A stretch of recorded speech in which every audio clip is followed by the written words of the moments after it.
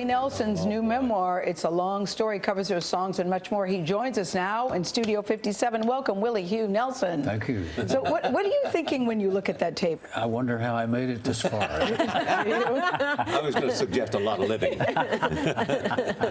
No, you just celebrated your 82nd birthday last week. How does Willie Nelson celebrate 82 years? What'd you do? I forgot what I did. Well, the one thing that struck out to me, you said, I want to write a truthful memoir. Otherwise, I wouldn't write it at all. So you talk about the women, you talk about the drugs, you talk about the stuff that didn't work. Let's start with marijuana, because I was saying to you, I've never smoked marijuana. So I'm curious about what it does for you. And you describe it as an old friend who has never betrayed you. I think, you know, it calms me down. And I used to drink a lot. I used to smoke a lot of cigarettes. Now I don't. So I think substituting pot for cigarettes and alcohol, it was a smart choice. You say about pot, my love affair with pot became a long-term marriage. It was by far the smoothest of all my marriages.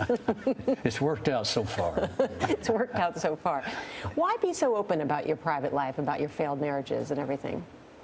Oh, I don't know. I'm not ashamed of anything. I don't think my life has been that much better or worse than a lot of the other people that I know. You said even as a little kid, music was always in your blood. You started out writing poetry, and that sort of got you started.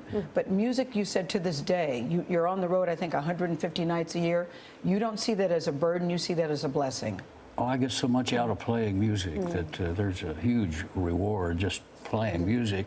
And to be able to play for a big crowd who enjoys what you're doing, and who pay a lot of money to drive a lot of miles to come see you. So I think there's a great energy exchange that takes place when any artist is performing for an audience. You also talk in the book about your battles with the IRS. What happened? Oh, I had some bad advice and took the advice and wound up owing the IRS a lot of money. And 32 million, they say. I think that's what it was. And round figures, I believe you're right. And so what were you required to do? To pay it back, or did they make a deal, or what did you learn from all that? We had a big meeting in Austin and a big table, and about, I don't know, 20 or 30 people there, and we all sit How many down. people? But it's a funny story. I bet you were the only guy without a suit. I was, yeah. Willie, it's a funny story because you said you decided to take on the IRS, and people said to you, that's crazy, you can't do that. Everyone was advising me to go bankrupt, you know, And avoid the debt. and avoid the debt. But also it meant avoiding all other debts that you had and cheating all those people out there that you owed money to, besides the IRS. And I didn't want to do that. You think the whole country will legalize marijuana? Yeah. How long? 5 years, maybe. Yeah, I think the way it's going now, and it may, you know, it may be quicker than that.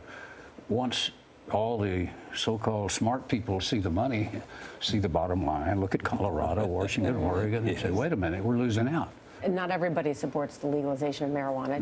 Do you worry about the use of it because it's now become so widespread in states where it's legal for recreational use? Do you worry about underage children? Well, underage children shouldn't be putting anything in their lungs. Pot smoke or cigarette smoke or any other kind of smoke, if they can help it, it's not good for their lungs, and probably not good for their brains. You know, let their brains get a little smarter, you know, before they start trying things. And I think that's why you need to be an adult to make those decisions. You know, the argument always against it was that it somehow leads to other kinds of addictions, whether it's cocaine or heroin. I would be the first to say that's wrong, you know. I think it eliminates other addictions for me, and I can only speak for myself. Are you writing songs all the time? Or are you I write a lot. I've got, you know, a new album coming out with me and Merle Haggard, and we've wrote a lot of the songs in together, or he wrote some and you wrote some? He wrote some and I wrote some. Is there one song that you'd like to, you know, everybody to remember? Is there one that means more to you than anything else? That I wrote or recorded? Yeah, recorded. That you I wrote don't know. and I think recorded. Crazy is probably one of the better ones that I've written. You know, Patsy Cline recorded it, and it became a huge hit. And he confirms in the book, guys, that he did smoke marijuana at the White House. I got to get, on the roof. on the roof of the White House. I heard I did. When you were a guest of Jimmy Carter, right? Yes, I was. How'd you get up on the roof? I don't remember. Nora, there was a friend of his that knocked on the door and said, "Hey, Willie, you want to go to the I roof?" go to the and I said, why not? Any regrets, Mr. Nelson? No.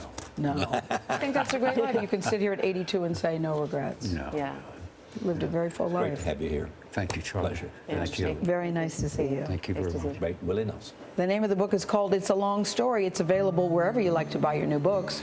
And Willie's new album with Merrill Haggard that he just talked about, Django and Jimmy, that's coming out June 2nd. Got time to get it. I was in a